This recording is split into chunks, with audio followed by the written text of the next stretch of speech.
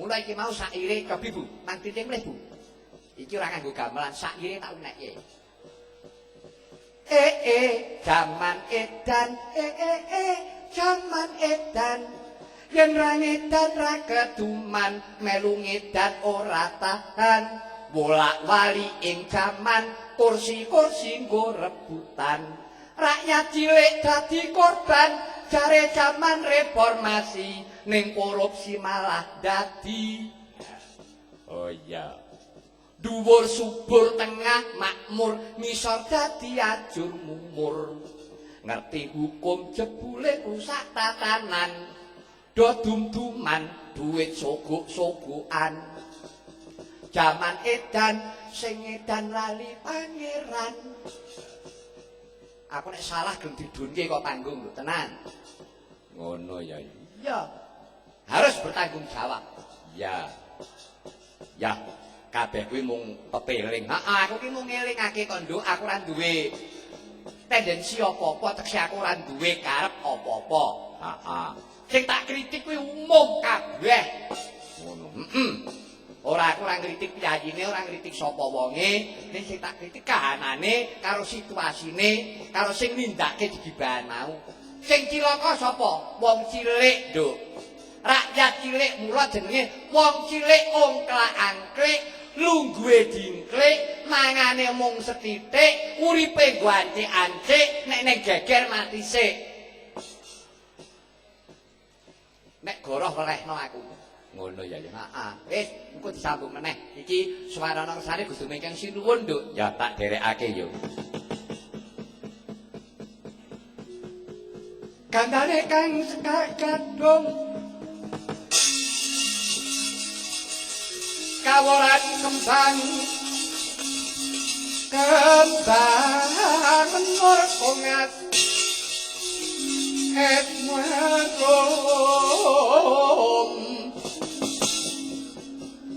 miwah oyotan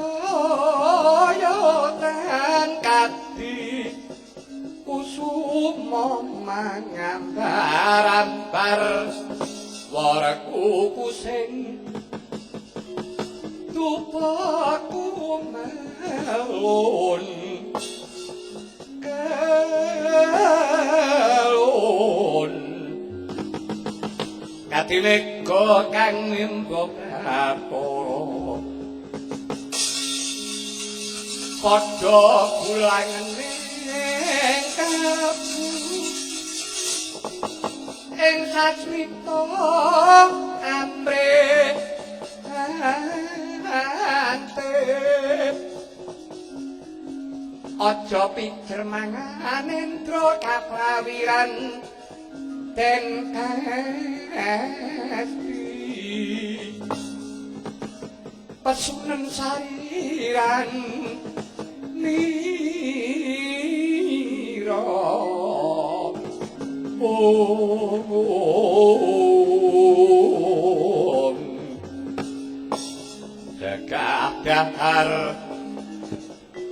Jagat dahar lawan gulen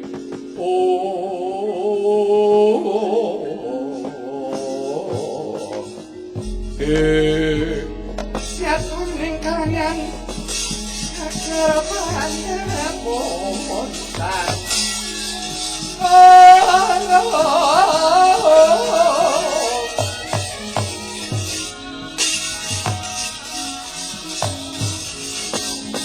Koner kekunang sungsol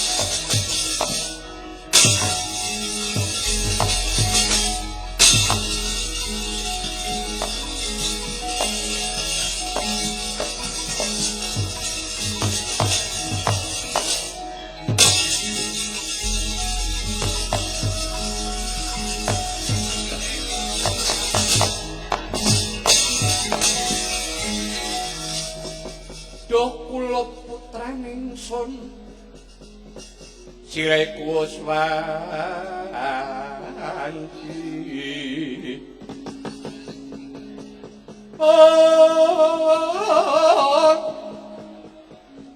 pisah rancen enwang jiwa kuliner ngerti becik Kironeng praja Suwiteng narepati nanging tawekas enwang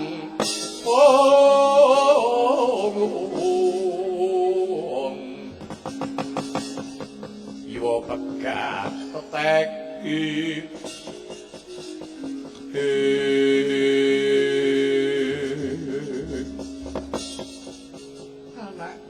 anakku Bratasena piye kabar enggonmu tinimbalan marang negara Wirata iya Yayi pun kakang mundhut pawarta piye nggonira tinimbalan ana ngersane Kanjeng Hyang Prabu Maswapati semanten ugi kula Kang Mas Madung dawuh lajen kula madung dawuh Kang Mas semanten ugi kula Kang Mas Wah, babu pundi. Apa Bratasena? Bar kakangku lan Jlamprong Permadi lawan kowe pinten tansen. Aku tinimbalan ora kersane Mas Wopati kakekku. Aku diparingi kamukten nanging wujude alas kang sinebut Wana Marta ya alas merentani. Dawuh pengendikane Mas Wopati kakekku didhawuhi Mbabati yen wis rampung supaya aku yasa kawekten keprabon ana kono Bratasena babu pundi apa wis mbok pikir kanthi pening mbek pitung kanthi ganep Wana Marta kuwi alas gawat liwat angker tur wingit Bratasena babu pundi Aku golek kamukten ora kanggo muktine Bratasena nanging bakal kanggo muktekake ibuku ya sak kadang-kadangku. Mula kan saka kuwi babu pundi aku njaluk pangestumu. Muga-muga kasembadan setiaku.